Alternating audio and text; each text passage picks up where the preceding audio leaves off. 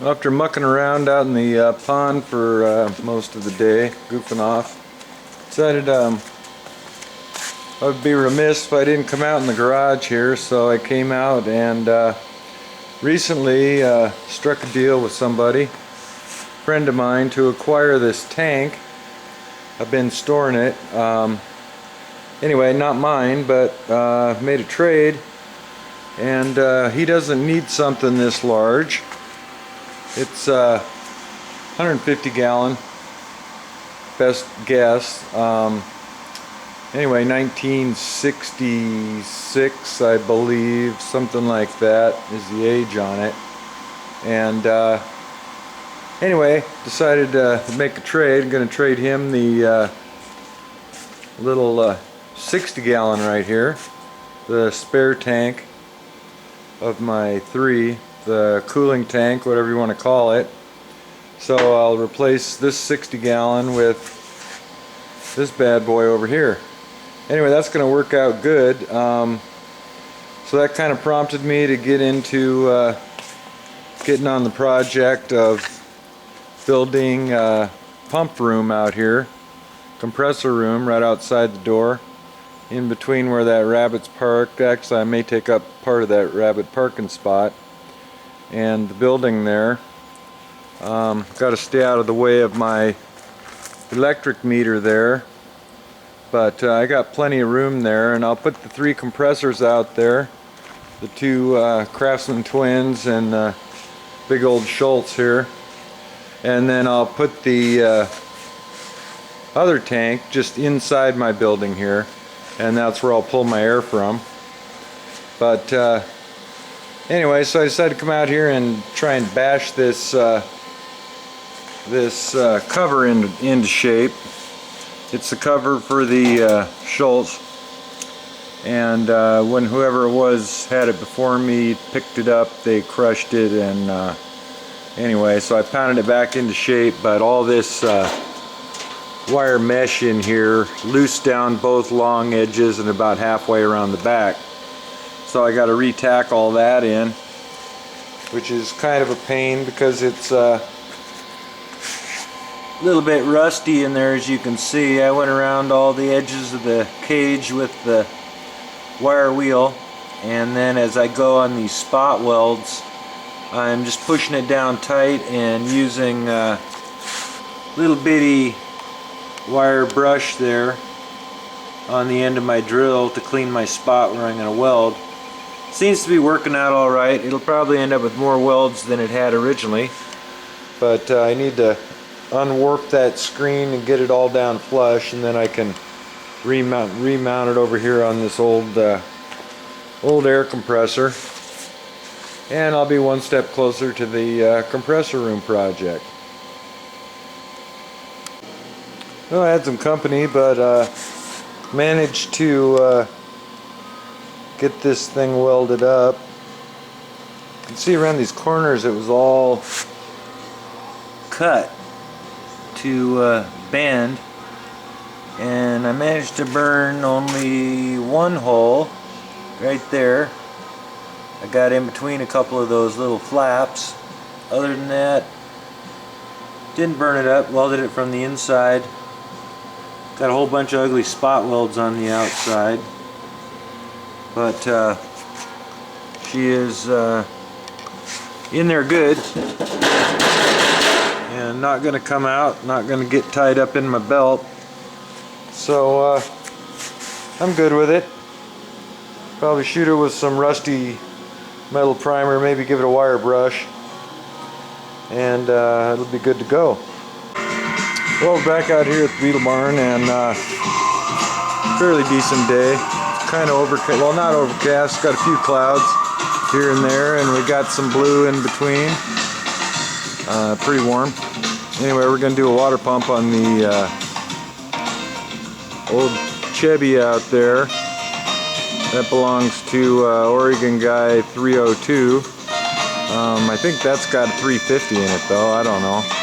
Anyway, I'm out here. I'm just going to tinker around with my old compressor here and the compressor guard.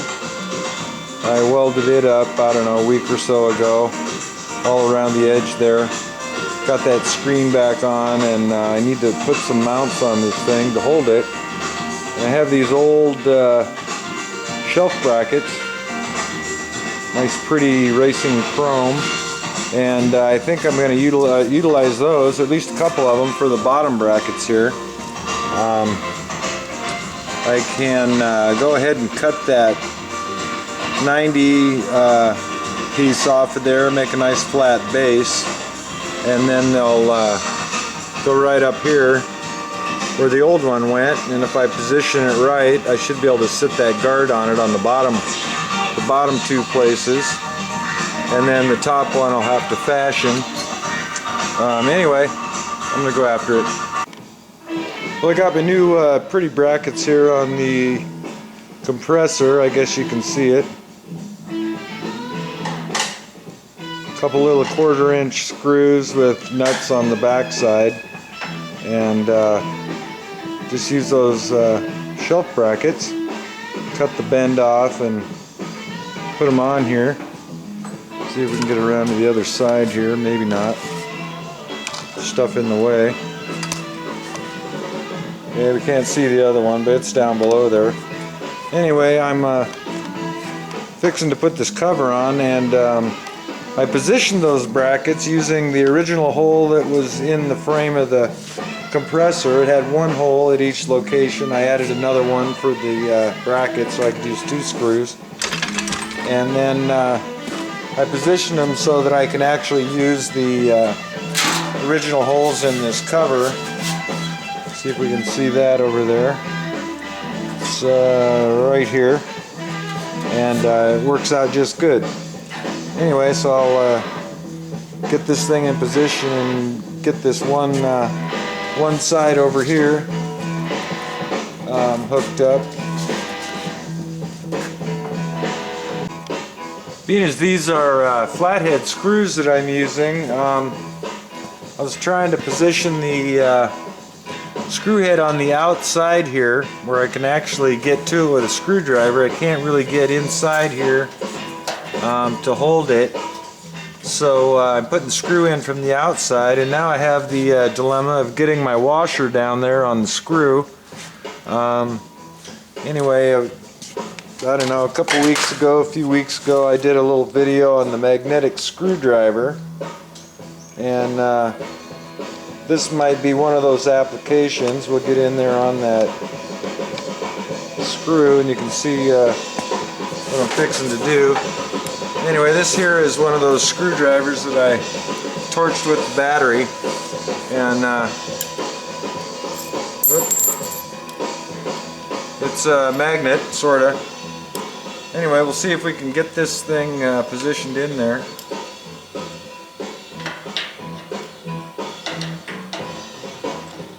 Hopefully. Yep, we just drop it right down on the screw there. That is a big old fender washer to distribute the load around. And I'll go ahead and put my lock washer on there.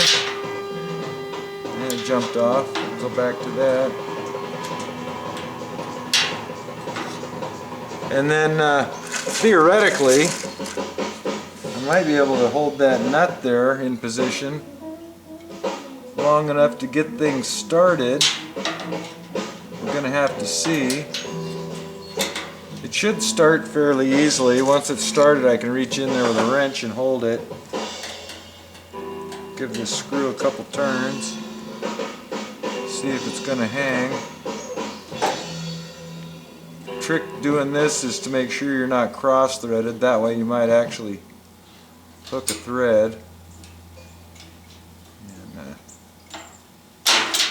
maybe not. I may actually have to manufacture something here a little more user-friendly for when I got to change the belts. But hopefully that isn't an occurrence too frequently.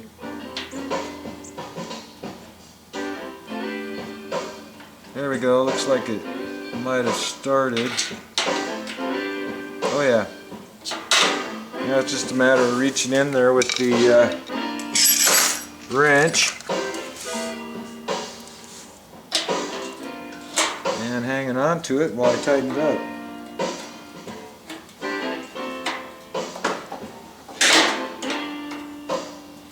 "101 uses of a magnetic screwdriver." That's number 29. Alrighty then. Okay, that one's in and tight, so now I'm going to go ahead and drill the other hole for the bottom, and now I'll have to figure out a top bracket for this. This will hold this thing on the bottom here just fine. And then we'll go ahead and manufacture something for the top end to keep it from flopping around.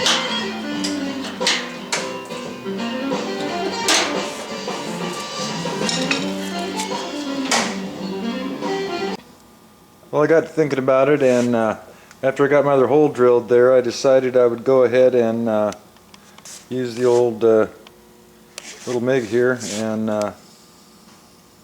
go ahead, and what I'm going to do is tack those things in place on the inside of this cover. That way I can just set it on there, run my screws in, and I'm good to go. It'll facilitate changing the belt in the future. Alright, I'll take a quick look at what I got going on here. We've got this housing on here, and you can see I got room all the way around the belt. You can see daylight there. It's not going to rub. And I ended up welding those things in there. And so anyway, it's sitting there pretty good on my bottom brackets. We got a little bit of boing de boing. So the plan was we took one of those longer brackets and kind of modified the shape a little bit to sit right down here on this bolt hole that holds the bracket that holds the clamp for these guys, these tubes. And so it'll sit right down, I suppose if I look and do it right, there we go. It'll sit right down there. And then once I pull that shroud up there, it'll get bolted down same as the bottom end, right on the top end, and then I'm good to go. See, I missed the old bracket hole. The old bracket was a big old chunk of strap that was way overkill, and it was bolted to this head bolt, right, or this cylinder bolt, and I didn't like that idea, so I took that thing off of there because I'm sure it wasn't the factory deal. So anyway, I'm getting there. Alright, I'm going to call it quits on this thing for now. Went ahead and mounted it up, and you can see I got the top bracket there. Right now it's got some Rust-Oleum rusty metal primer on there. At some point I'd actually like to get a can of that paint. Probably just get a rattle can of it and maybe clean this up and touch it up here and there and around. It's all pretty much that color, which also is the color of that tank over there. And then I can just touch this whole thing up. But anyway, top bracket turned out all right. It's in place. It's very solid. And then we have a bracket down here, more rusty metal primer. And these brackets are actually old shelf brackets, and they're originally I thought they were chrome when I first looked at them, but in fact they're stainless. So they'll stay pretty over long haul. And once I paint that shroud the proper color there, I think it'll all look pretty good. Anyway, it's on there solid, and keep my fingers out of the belt, and we're going to call it on that. Thanks for watching.